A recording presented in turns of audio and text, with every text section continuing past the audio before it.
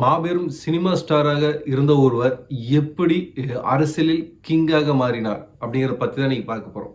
அதாவது இன்றைய காலகட்டங்களில் அவர் வருவதற்கு சாத்தியம் இல்லை என்று பலரும் கூறிக்கொண்டிருந்த நிலையில் அவர் ஒரு அரசியலில் வந்து அரசியலில் ஒரு கிங்காக திகழ்வது எப்படி, அது மட்டும் இல்லாமல் அவரோட வியூகங்களை கணிக்க முடியாத வகையில் இருப்பது எப்படி, அதை பற்றி நீங்கள் பார்க்கலாம். குட்டி தளபதி 2 வசூல் மன்னன் வரைக்கும் பார்த்தீங்கன்னா எப்படி இவரை பல பேர் கிண்டல் செஞ்சாங்க. இவர் உருவத்தையும் இவர் நடிக்கிற விதத்தையும் ஆரம்ப காலகட்டங்களில் பத்திரிகையாளர்களாகட்டும் பலர் வந்துட்டு கேலி செய்து நிறைய செய்திகளை வெளியிட்டாங்க.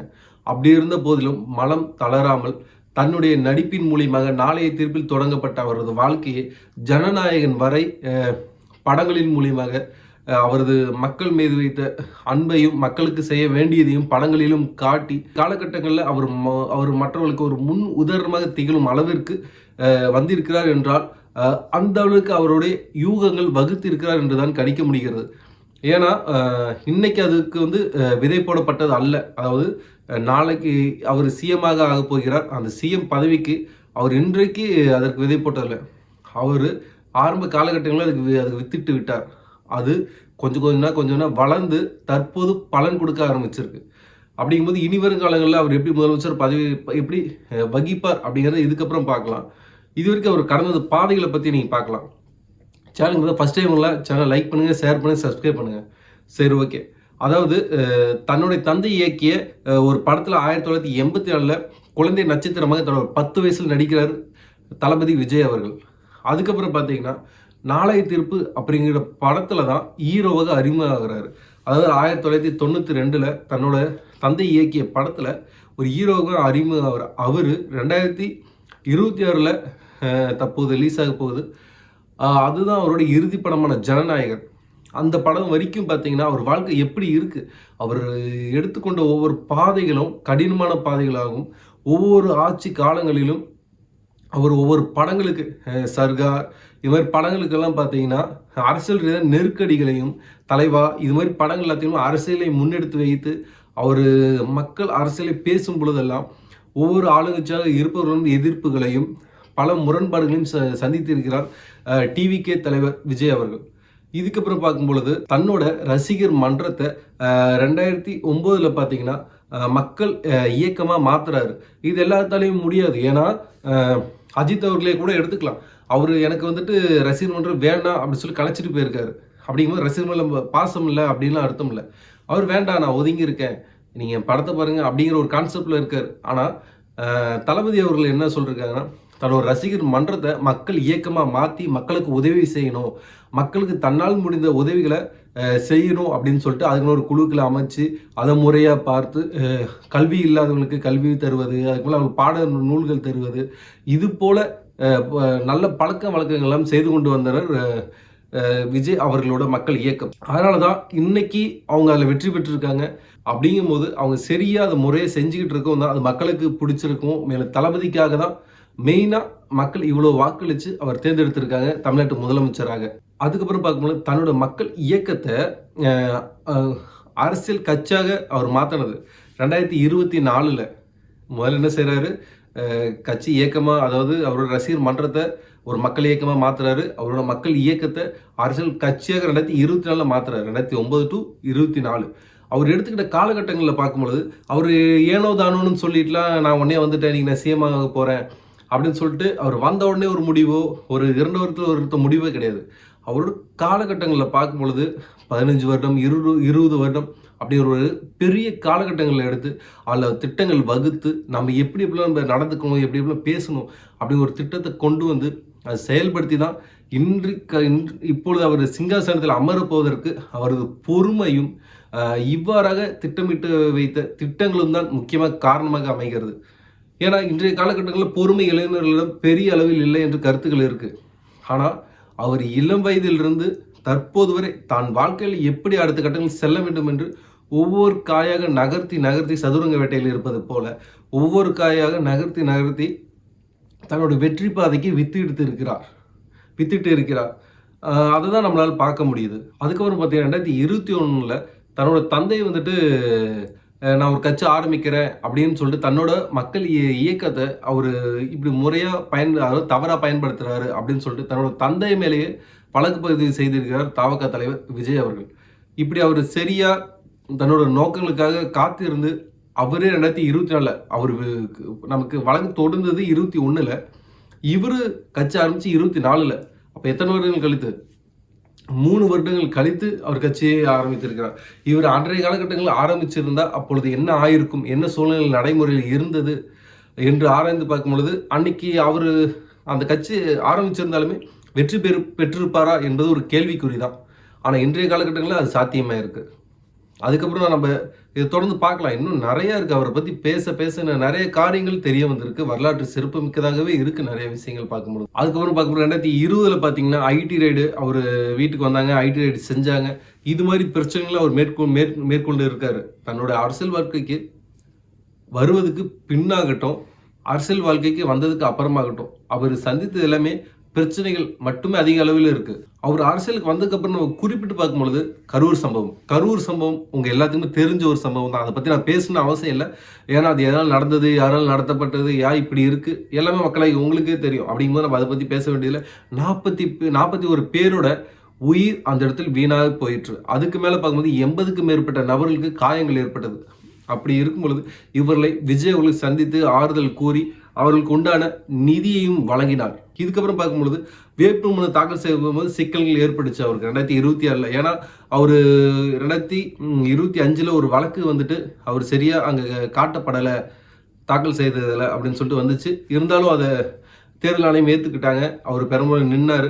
இது மாதிரி பிரச்சனைகளையும் சந்தித்து இருக்கிறார் தவக தலைவர் விஜய் அவர்கள். இதுக்கு மேலே நம்ம பார்க்கும்பொழுது என்னன்னா, ஆளுநருக்கும் இவருக்கும் ஏற்பட்ட ஒரு மோதல்கள் தான் பார்த்தீங்கன்னா தற்போதைய நிலையில் பெரிய அளவில் பேசப்பட்டது. ஏன்னா அது ஒவ்வொரு நிமிஷத்துலையும் பார்க்கும்பொழுது அடுத்த செய்தி பிரேக்கிங், அடுத்தது பிரேக்கிங், நமக்கு பிரேக்கிங் நியூஸாக வந்துக்கிட்டே இருந்துச்சே தவிர ஒரு தீர்வு கிடைக்காத சூழ்நிலையாக தான் இருந்துச்சு. அதிலிருந்து நம்மளால வெறி வர முடியல. அடுத்து என்ன நடக்கும், இவருக்கு அவருக்கு சின்ன முரண்பாடுகள் போயிட்டே இருக்கு, அடுத்து என்ன பண்ண போறோம், ஏது பண்ண போறோம் அப்படின்னு யோசிச்ச நிலையாக தான் இருந்துச்சு. 2026 தவக தலைவர் விஜய் அவர்கள் வெற்றி பெற்ற பின்பும் பார்த்தீங்கன்னா ஆளுநருக்கு இடையே பெரும் இழுப்பறி நீடித்து கொண்டே தான் இருந்துச்சு. இது எப்படா முடியும், ஆளுநர் எப்போ ஓகே சொல்லுவார், இவர் இதோட 3 டைம் போயிட்டு வந்துட்டாரு, இப்போ போனால் நெக்ஸ்ட் டைம் ஓகேன்னு எல்லாம் செலிப்ரேஷன் பண்ணுறாங்க, திருப்பியும் வந்துடுறாரு, திருப்பி நெக்ஸ்ட் டைம் போகிறாரு, செலிப்ரேஷன் பண்ணுறாங்க, நின்று போகுது, இவர் சிஎம் ஆக மாட்டாரான்னு கூட மக்களுக்கு பெரும் கேள்வி ஏற்பட்டுச்சு. அப்பயும் ஒரு சில தரப்பினர் அவர் ஆக மாட்டார், அவர் மேலே பழிகள் சுமத்துக்கிறாங்க. டிடிவி தினகரன் அவர்கள் கூட பார்த்தீங்கன்னா ஃபோர்ஜரி செஞ்சுட்டாங்க, இப்படிங்கிற மாதிரி பழிகள்லாம் செலுத்தினார். எங்கள் கட்சியில் இருப்பவர் அந்த கையொப்பம் இடவில்லை, அது ஒரு போலியானது, அது ஒரு ஏஐ வீடியோ, இது மாதிரியெல்லாம் ஆளுநர் புகார் தெரிவித்திருந்தார். இதெல்லாம் தாண்டி தான் அவர் தற்போது ஆட்சி அமைப்பதற்கு ஆளுநர் கையெழுத்தாகி அவர் இப்பொழுது நாளை காலையில் பதவியேற்கும் நிகழ்ச்சியும் நடைபெறக்கூடிய நிலையை நம்ம பார்க்குறோம். ஆளுநர் சொல்லுவதும் ஒரு வகையில் பார்க்கும் பொழுது சரியா இருக்குமோ, ஏன்னா ஒரு பழைய கட்சியாக இருந்தால் பரவாயில்ல, இது வரைக்கும் நடைமுறையில் இருந்த கட்சிகளாக இருந்தால் பரவாயில்ல, ஏன்னா இவர் இப்போ புதிதாக வந்திருக்காரு, இவரால் கூட்டணியை சேர்க்க முடியுமா, தன்னுடைய பெரும்பான்மையை நிரூபிக்க முடியுமா அப்படின்னு சொல்லி ஆளுநருக்கு கூட கேள்விகள் எழுந்திருக்கலாம். சட்டப்பூர்வமாக அவர் செய்யக்கூடாது. ஆனாலுமே அவருக்கு வழங்கப்பட்டு இருக்கக்கூடிய உரிமைகள் ரீதியாகவும் அவருடைய கடமைகள் ரீதியாகவும் பார்க்கும் பொழுது அவர் செய்தது தவறில்லை என்று தான் தோணுகிறது. இருந்தாலுமே அவர் அதிகாரத்தை பயன்படுத்தி இருக்கிறாரு, அவர் அதிகாரத்துக்கு உட்பட்டு தான் செயல்பட்டு இருக்காரு. இருந்தாலுமே அவர் முன்கூட்டியே இதை செஞ்சிருக்கலாம், அவரை ஆட்சி அமைப்பதற்கு உத்தரவிட்டிருக்கலாம். அதன் பிறகு கூட தற்போது எப்படி 3 நாட்கள் நிரூபிங்க அப்படின்னு சொன்னாரோ இது போல சொல்லியிருக்கலாம், அவரும் நிரூபிச்சிருப்பாங்க. இது ஒரு குதிரை பேரம் பேசுவதற்கு தூண்டுதலாக இருந்திருக்கிறதா தான் நம்மளால பார்க்க முடியுது. ஏன்னா அவங்க இது மாதிரி அவர் நெருக்கடி கொடுத்ததுனால சண்டேக்குள்ளே சொல்லி ஆகணும் அப்படின்னு, அவங்க ஞாயிற்றுக்கிழமைக்குள்ளே சொல்லி ஆகணும் அப்படின்னு சொல்லும் பொழுது இது ஒரு குதிரை பேரத்துக்கு தூண்டுதலாக இருந்திருக்குமோ அப்படின்னு மக்களுக்கிடையே கருத்துக்கள் பரவி கொண்டு இருக்கு. இதுக்கு மேலே நம்ம பார்க்கும் பொழுது அவர் ஆட்சி, அதாவது பதவியேற்ற பிறகு 3 நாட்களில் பெரும்பான்மையை நிரூபிக்க வேணும் அப்படின்னு சொல்லிட்டு ஆளுநர் அவர்கள் உத்தரவிட்டிருக்காரு. டிஎம்கே கூட பார்த்தீங்கன்னா விஜய் அவர்களை பி டீம் அப்படின்னு சொல்லிட்டு சொன்னாங்க. இதே போல ஆர்கே பன்னீர்செல்வம் அவர்கள் கூட பார்த்தீங்கன்னா விஜயோட வருமானத்தை குறித்து நேராகவே பேசியிருந்தாரு. இதுக்கப்புறம் நம்ம பார்க்கும்பொழுது அதிமுக பெருமளவு விஜய் அவர்களும் விஜய் கட்சியினர் அவர்களும் தாக்கி தான் பேசியிருந்தாங்க. அது நம்ம இணையத்தில் கூட நம்ம பார்த்தோம். இதே போல் அதுக்கப்புறம் டிடிவி தினகரன் அவர்களை பற்றியும் பார்த்தோம். விஜய் மேல் அவர் ஃபோர்ஜரி வழக்கையும் தொடர்ந்து இருக்கிறார். புகார் அளித்திருக்கார் காவல் நிலையத்திலையும் பார்க்கும் பொழுது இதெல்லாம் முறியடிச்சு தான் தபாக தலைவர்கள் பதவியேற்க போகிறார் தமிழ்நாட்டின் முதலமைச்சராக. இதுக்கப்புறம் நம்ம பார்க்கும் பொழுது ஒரு உத்தேச பட்டியல், அதாவது யார் யாருக்கு என்னென்ன பதவிகள் கிடைக்கும். தளபதி ஜோசப் விஜய் அவர்கள் தமிழ்நாட்டோட முதலமைச்சராக இருக்காரு.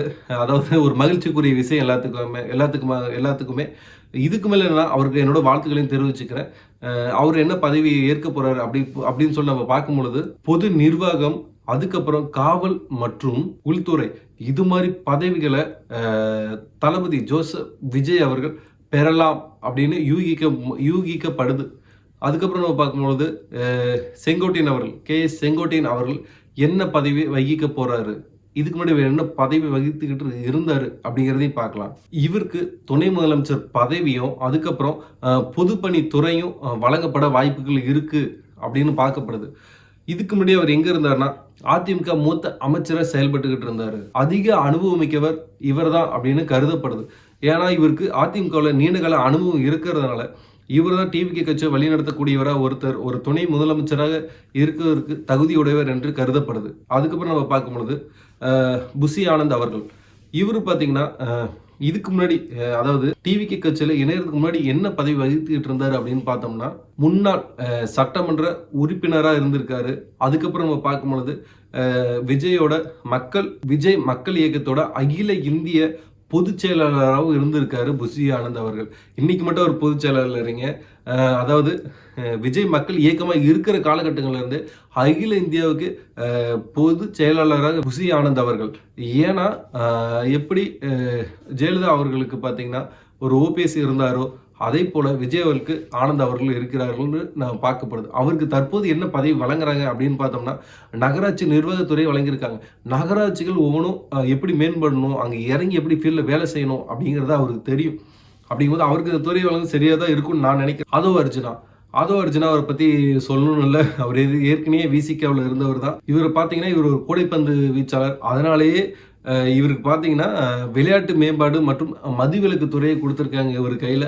இவர் ஒரு கூடைப்பந்து வீரர். அதே போல் லாட்டரி அதிபர் மார்ட்டின் அவரோட மருமகன் தான் பார்த்தீங்கன்னா ஆதோ அர்ஜுனா அவர்கள் பார்த்தீங்கன்னா. இதுக்கப்புறம் யாரை பார்க்க போகிறதா டாக்டர் கேஜே அருண்ராஜ். வணிக வரி மற்றும் பதிவுத்துறையை கொடுக்குறாங்க இவர் கையில். அதே போல் இவர் இதுக்கு முன்னாடி எதில் இருந்தார் அப்படின்னு பார்க்கும்போது முன்னாள் இந்திய வருவாய் பணியில் தான் இருந்திருக்காரு. ஐஆர்எஸ்ஸாக இருந்திருக்காரு இவர். நிர்மல் குமார் அவர்கள் பார்த்தீங்கன்னா முன்னாள் அதிமுக ஐடி விங் அதில் செயல்பட்டு இருக்காரு. அதே போல் தற்போது அவருக்கு என்ன பதவி வழங்கியிருக்காருன்னு பார்க்கும்போது மின்சாரத்துறையும் அறநிலையத்துறையும் அவர் கையில் கொடுக்கப்பட்டிருக்கு அப்படின்னு தான் நம்ம நினைக்கிறோம். அதுக்கப்புறம் நம்ம பார்க்கும்போது பி வெங்கட்ராமன் அவர்கள், அதாவது அடுத்தது பி வெங்கட்ராமன் அவர்கள். இவரை பற்றி பேசணும்னா இவர் பள்ளி கல்வித்துறை மற்றும் தாவாக கட்சியின் பொருளாளர். இவருக்கு பள்ளி கல்வித்துறை மற்றும் தாவக கட்சியின் பொருளாளர் பதவிகளும் இவருக்கு கொடுக்கப்படலாம் அப்படின்னு சொல்லிட்டு கருதப்படுது. இதே போல் அடுத்தது முஸ்தபா. இவர் பார்த்தீங்கன்னா தமிழ்நாடு முஸ்லீம் கட்சியோட நிறுவன தலைவராக இருந்திருக்காரு. அதுக்கப்புறம் தற்போது அவருக்கு என்ன பதவி கொடுத்துருக்காங்கன்னா சிறுபான்மையர் நலத்துறையும் அதுக்கப்புறம் தாவக கட்சியின் முக்கிய நிர்வாகியுமே விளங்குறவர் தான் இந்த முஸ்தபா. இவரை நம்ம பார்க்கும் பொழுது நமக்கு இது மாதிரி ஒரு வாய்ப்புகள் கிடைக்கும் அப்படிங்கிற நமக்கு ஒரு நம்பிக்கை எழுந்திருக்கு. இதுக்கப்புறம் நம்ம பார்த்தோம்னா ராஜ்மோகனை பற்றி பேசணும்னா ஒரு யூடியூபராக தன்னோட பயணத்தை தொடங்கி ஒரு யூடியூபராகவும் அதே போல் ஊடகத்துறையில் செயல்பட்டும் தற்போது அவர் பார்க்கும் பொழுது ஒரு நாட்டுக்கே ஒரு அமைச்சராக இருக்காரு, ஆக போகிறாரு அப்படின்னு நினைக்கும் போது ஒவ்வொரு யூடியூபர்ஸுக்கும் இவரை ஒரு எடுத்துக்காட்டாக எடுத்துக்கொண்டு செயல்படுவர்களுக்கும் ஒரு ஊக்கமாகவும் இது இருக்கும். ஏன்னா ஒரு சராசரி மனிதாகவும் ஒரு நாட்டோட அமைச்சராகலாம், ஒரு சராசரி மனிதனால் கூட நாட்டோட முதலமைச்சர் ஆகலாம் அப்படிங்கிற ஒரு எண்ணம் டிவிக்கு கட்சி வந்ததுனால உருவாகிருக்குன்னு தான் நான் நினைக்கிறேன். நீங்கள் மக்களை உங்கள் கருத்து என்ன கீழே கமெண்ட் பண்ணுங்க, நான் தெரிஞ்சுக்கிறேன். அதுக்கப்புறம் பார்த்தோம்னா நாளை காலைல 10 மணி அளவில் விஜய், அதாவது டிவிகே கட்சி தலைவர் ஜோசப் விஜய் என்னும் நான் அப்படிங்கிற மந்திரம் காலையில் 10 மணிக்கு ஒலிக்க போகுது. தவறாமல் எல்லாரும் கண்டு மகிழுங்க. நேரு ஸ்டேடியத்தில் நடைபெறக்கூடியது அதே போல் அங்கே 5000 நபர்கள் கூடலாம் அப்படின்னு சொல்லிட்டு சொல்லப்பட்டிருக்கு. அதுக்குண்டான ச நடைமுறைகளும் ரொம்ப பரபரப்பாக செயல்பட்டு கொண்டிருக்கு. அதுக்கப்புறம் பார்த்தீங்கன்னா, நாளைக்கு காங்கிரஸ் தலைவர் ராகுல் காந்தி அவர்கள் பங்கேற்கிறார் அப்படின்னு சொல்லப்பட்டிருக்கு. கார்கி அவர்களும் பங்கேற்கிறார் அப்படின்னு சொல்லப்பட்டிருக்கு. நாளைக்கு பொறுத்திருந்து பார்க்கலாம். நாளைக்கு பதவியேற்பு விழாவில் என்னென்ன ட்விஸ்ட் இருக்குது, யார் யார் வரப்போகிறாங்க, தளபதி இருக்கிற இடத்துல தலை வருவாரா அப்படிங்கிற எதிர்பார்ப்புடும் மக்களிடையே நிறையா இருக்குது. இது வரைக்கும் நான் உங்களை பார்க்கும்போது சினிமா துறையில் தலை, தளபதி, தளபதி, தலை இப்படின்னு மட்டும் தான் இருந்திருக்கு. இப்போ அரசியலுக்கு அவர் வந்திருக்கார். அவரை வாழ்த்துவதற்கும் அவர் முதலமைச்சர் அவரை பார்ப்பதற்கும் தலை வருவாரா அப்படின்னு பல கேள்விகள் எழுந்திருக்கு. அவர் இது வரைக்கும் ஜெயிப்பாரா அப்படின்னு கேள்வி போய், கூட்டணி வருவாரான்னு கேள்வி போய், ஆளுநர் ஒப்புதல் அளிப்பாராங்கிற கேள்வி போய், இப்போ கூட்டணிக்கு வருவாங்களான்னு கேள்வி போய், பெரும்பான்மை கிடைக்குமாங்கிற கேள்வி, இத்தனை கேள்விகளை தாண்டி வந்துட்டு இப்போ என்னங்கிறாங்க, தலை அவர்கள் வருவாரா அப்படிங்கிற ஒரு கருத்தும் மக்களிடம் ஒரு எதிர்பார்ப்பு எழுந்திருக்கு. இதுக்கப்புறம் பார்த்தீங்கன்னா, தளபதி அவர்கள் இது வரைக்கும் இருந்த அரசியலுக்கு மாற்றாக நான் வந்திருக்கேன் அப்படின்னு சொல்லி தான் முன்னெடுத்தார். மாற்றாக இருப்பாரா? நாளைக்கு காலை 10 மணிலிருந்து தெரிய வந்துடும். அவர் இதுக்கப்புறம் மற்ற கட்சிகளுக்கு எவ்வளோ ஒரு எடுத்துக்காட்டாக இருக்க போகிறாரு, மற்ற கட்சிகளுக்கு எவ்வளோ ஒரு சவாலாக இருக்க போகிறாரு அப்படிங்கிறத பொறுத்து தான் பார்க்கணும். இவர் எடுத்துக்காட்டாக இருப்பாரா? மக்களுக்கு ஒரு முன்னுதாரணமாக இப்படி தான் இருக்கணும், இவ்வாறாக தான் ஒரு அரசியல்னால் இப்படி தான் இருக்கணும், ஒரு அரசனை இப்படி நடக்கணும் அப்படின்னு நடத்துவாரா? மக்களோட எதிர்பார்ப்பை பூர்த்தி செய்வாரா? அப்படிங்கிறத பொறுத்திருந்து நாளைக்கு காலைல நம்ம பார்க்கலாம். மீதி கடலை நாளைக்கு காலைல 10 மணிக்கு ஆரம்பிக்க போகிறாரு. அதுக்கப்புறம் பொறுத்திருந்து பார்க்கலாம். இது இன்னும் 3 நாள் கழித்து அவர் பெருமளை நிரூபிக்கணும் வேற 13ஆம் தேதி அன்னைக்கு. அப்படி இருக்கும் பொழுது எப்படியெல்லாம் சாத்தியமாகும், அவர் எப்படியெல்லாம் நிறைவேற்றி முடிப்பார், பெரும்பான்மையை நிரூபித்ததுக்கு பிறகு சட்டசபை எப்படி அமையும், அதுக்கப்புறம் யார் யாரெல்லாம் உட்கார போகிறாங்க, காங்கிரஸுக்கு 2 அமைச்சர்கள் கேட்டிருக்காங்க. அப்படி இருக்கும்போது இவர்கள் எல்லாமே எப்படி பேசுவார்கள், செய்தியாளர்கள் எப்படி சந்திப்பார்கள், அவர்கள் சட்டங்கள் எப்படி இருக்கும், இது வரைக்கும் நம்ம பார்த்த அரசாங்கம் வேறு, இனி வரும் அரசாங்கம் வேறு. அதாவது நீ வேறு நான் வேறு அப்படிங்கிற மாதிரி டிவிகே கட்சியின் சர்க்கார் எப்படி இருக்கும் அப்படிங்கிறத பார்க்கலாம். இதுக்கப்புறம் பொறுத்து இருந்தால் பார்க்கணும். சரி, ஓகே, நம்ம நெக்ஸ்ட் வீடியோவில் பார்க்கலாம். சேனல் பிடிச்சிருந்தா சப்ஸ்கிரைப் பண்ணி வச்சுக்கோங்க, உங்கள் ஃப்ரெண்ட்ஸ்க்கு ஷேர் பண்ணுங்கள் தவறாமல். ஸோ நெக்ஸ்ட் வீடியோவில் மீட் பண்ணலாம்.